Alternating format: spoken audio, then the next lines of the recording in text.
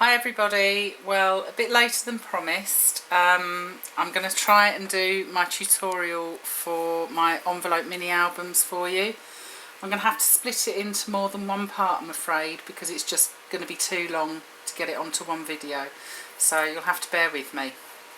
Okay girls, let's get cracking. This is either going to be a really good tutorial or it's going to be really bad. Either way, I'm sure that you'll let me know. Okay, so the envelopes. The envelopes that I tend to work with are these ones, which are approximately 6 inches tall by 9 inches long. And they all open at the top, similar to a policy envelope. So that's what your envelope's going to start out like. So what you're going to do first of all, you're going to take your trimmer and you are going to trim the opening off right to the very edge, so it still measures approximately 6 inches by 9 inches. Okay, the next thing you're going to do is score it, because wherever you score, this part will make the pocket. Okay, now the minimum measurement for this is 2.5 inches. If you make it any narrower, by the time you've stuck it to your preceding page, you're not going to have enough of a pocket to fit any tags in. The maximum that I would work with is 3 inches, because again, if you have it too deep, you're not going to have any room on this page to put any photographs or embellishments. So you're going to use a scoreboard. These ones are scored at 2.5 inches. You're going to score it and you're going to fold it, so you're going to end up with something that looks like that. Okay, now the next stage, let me just move this trimmer a minute, sorry folks, is you're going to tape it. Now I tend to use the red sticky tape. It's a much better quality than the normal double-sided tape that you get in most craft shops. It costs a little bit more, but we're only talking about a few pence here, and it's well worth it. When you tape, you need to tape right along that edge, but you need to leave at least 1/8 of an inch gap. Now this is slightly more, that's probably about 1/4 of an inch, and the reason for that is when you stick it to your pages, and I'll show you here, this is the album that I'm actually working on, or we're going to be working on together, it leaves a gusset.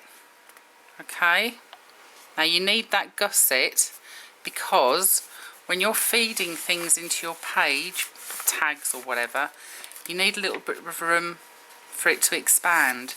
If you don't leave that, it's going to be too tight, and then the album's just not, it's just not going to sit nicely at all. So it's really, really important that you leave a gap, at least 1/8 of an inch. Okay, so what we'll do, and I don't use my fingernails because I get in a terrible mess. I use an old pair of tweezers, she says. I'm just going to take that off. Not right off. Sorry about the noise again, girls. It's the dog. I tried to shut him out and he's opened the door. He's a very, very clever dog. Okay, so you've taken your tape off. And then all you're going to do, you're going to stick it to your book.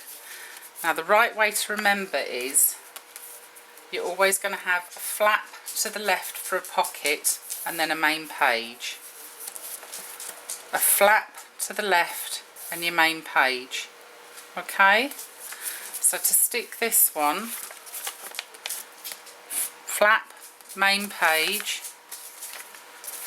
I'm going to turn it over. I always work this way. I'm left-handed, by the way, so if things look a little bit odd, I do apologise.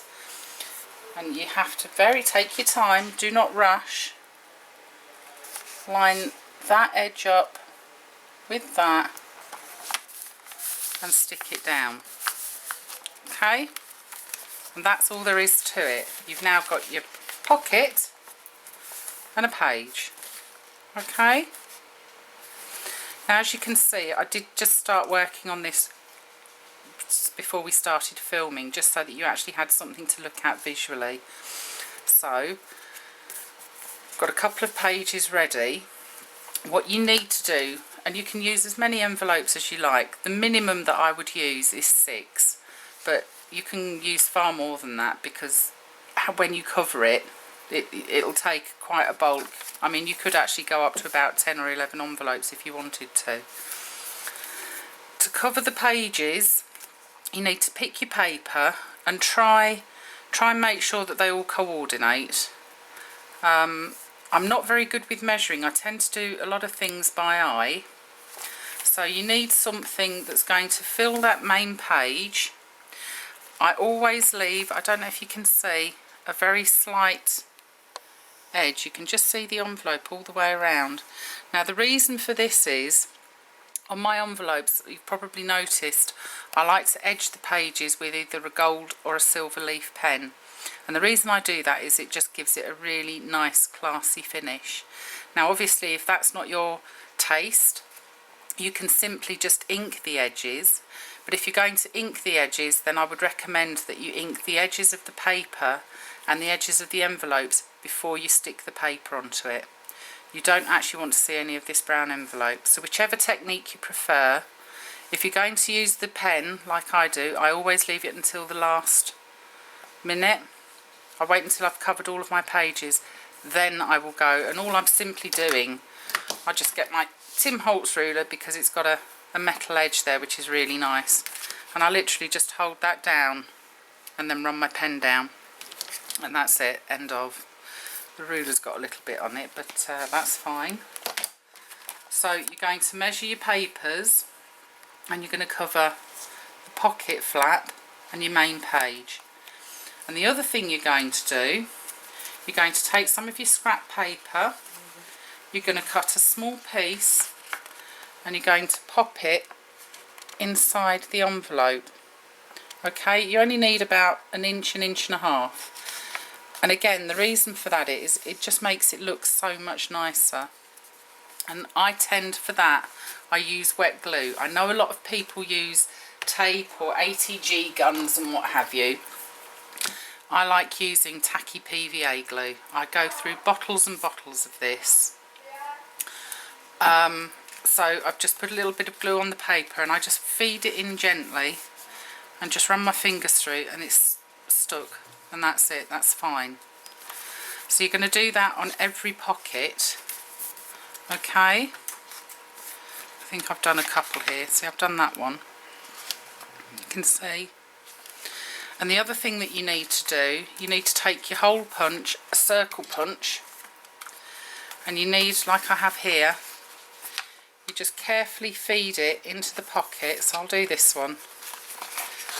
None of this is rocket science, girls. You can all do this. And again, I do it by eye. I'm hopeless with measuring. I can't be bothered. So that looks about the middle. You're going to punch. That's it. And then you've just, so that when you put your large photo mat inside each pocket, it's just easier to pull it out. So you're going to do this with all of your pages. Now the only pages that you don't cover are those on the left hand side where the small pocket is. If you're going to make an envelope flap, you don't cover these yet. Okay, so just do your right hand large page and your small pockets, and you just carry on until you've done however many pages it is that you want your book to be made from. Now, the envelope pocket, it's not as difficult as it looks. You just need a piece of paper that is large enough to go onto here, but you need at least an extra ½ inch, because you're going to tuck it again for neatness into this pocket. And you need a minimum of 2½ inches, because when you've finished cutting it out, which we're going to do in a moment, that's what's going to score and fold over to make your envelope flap. Okay, now my pieces of paper, I've actually measured this for you. This is 7½ inches, because I've allowed ½ inch to go into the pocket. This measures approximately 4 inches, and I've left myself 2½ inches to make the flap. Okay, so we're going to move this out of the way now. And what you're going to need, I'm sorry the dog has opened the door again. I'll have to put him in one of my videos at some point so you can actually see what he looks like instead of just listening to him. So, just move my mat because you need a non-slip surface. You're going to need your Big Shot and you're going to need a Tim Holtz on the edge die. Now it's entirely up to personal preference as to which die edge you prefer or you want to use. I have to say for these albums I tend to like the bracket die, and that's the one that I'm going to use now. And although I bought the plates to go with these, I find them far too fiddly to use, so I tend to just use my very well used mats. So I want, excuse me, I want my edge. I'm probably going to have to stand up for this, girl, so just bear with me. Okay, so I'm just going to line my paper up roughly, and you don't want to lose, or I don't want to lose too much of the pattern anyway. So that looks more or less okay. Okay, we had to cut the film there because the dog came in and barked, so I do apologise. Anyway, as I said, I like to use my big mats. I like to line that up as best I can.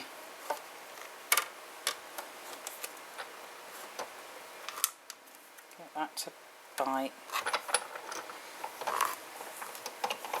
Ooh, she says. They are quite fiddly, I have to say. You need a bit of patience. That's gone through a minute.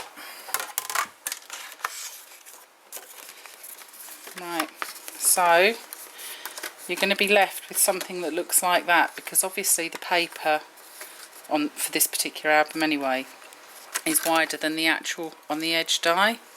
So if I just move all of this out of the way, excuse me girls, and drop everything on the floor. Hey,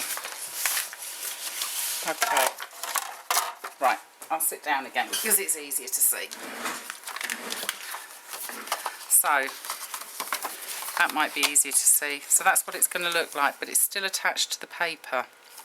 So what you're going to do, you're going to take a pair of scissors and you're just going to snip this anywhere that you like, really, just to get rid of that piece. Now obviously we need to work with the whole width of the paper, so what I will do, and again I don't measure, I don't draw anything, I just sort of cut. I'm just going to try and continue the shape using the scissors. Okay, it doesn't matter too much if it doesn't actually line up, as long as it's roughly the same shape. And you're not going to notice it because again I edge all of this with gold or silver pen. It doesn't particularly matter. And then I'm going to take the page that I want it to go onto, which is this. Now obviously this isn't going to feed into the pocket because it's stuck, so it's a smaller width. So again, excuse me, need a pencil.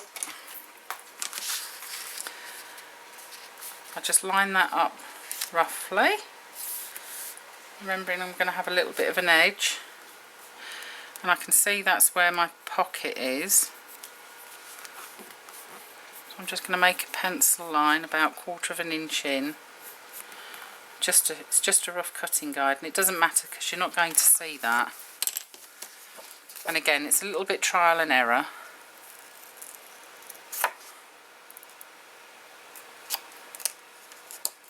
Just snip that out.